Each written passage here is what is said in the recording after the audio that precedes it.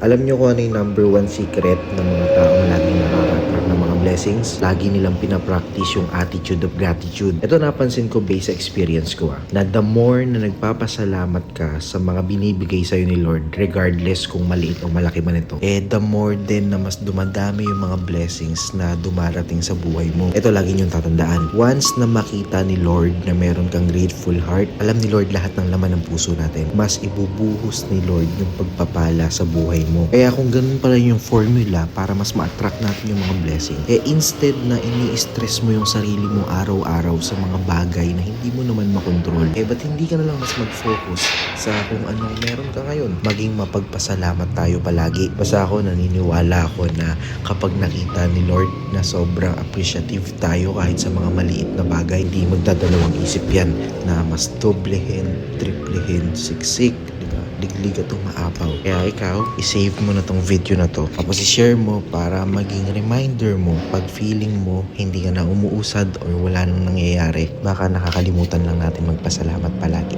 Follow me for more.